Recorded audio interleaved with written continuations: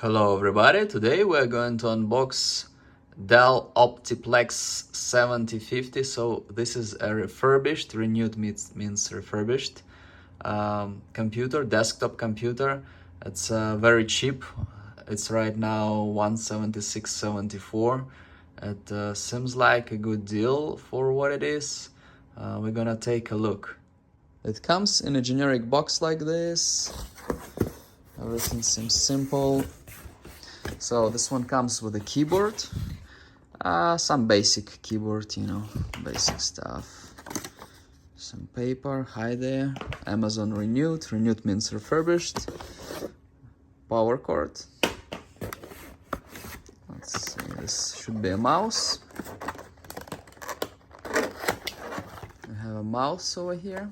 And this is the desktop itself, so now we're gonna take it out. This is it. Let's take a look. i5. This one has 6th gen i5, so it has USB-C, 3 USB-A here, headphone input. And is that, power button. Is that a DVD drive? We're gonna check it out. Here's some serial. I see here 6 USB-A ports. One is with the Wi-Fi thing. We have Ethernet here. Then we have this two old things here, and this is like an old connection to, it's analog connection to monitor. Then we have here HDMI and 2 display ports, which is awesome. And the power on the bottom. This is small form factor, so it's relatively small.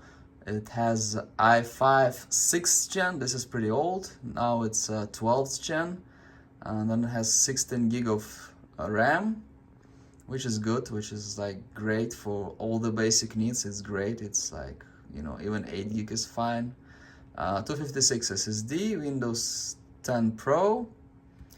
So everything seems fine. Let's take a look at that 6th gen i5, how fast it is. So we went to Intel side. As we can see, it has 4 cores, max speed 3.6, base 3.2, which is not bad.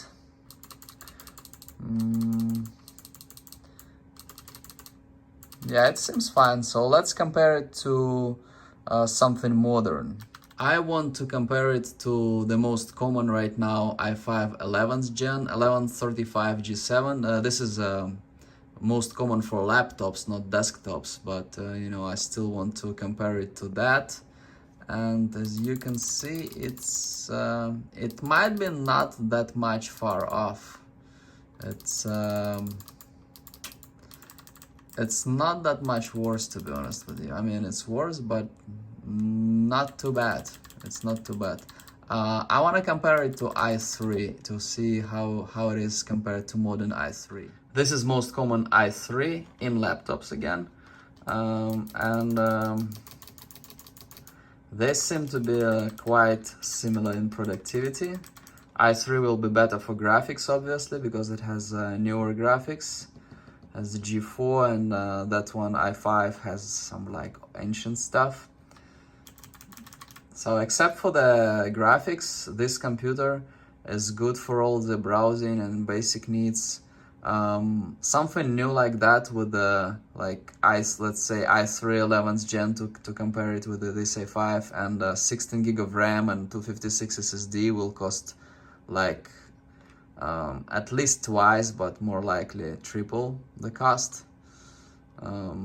Yeah, so this i5 is still pretty good. It's still relevant today.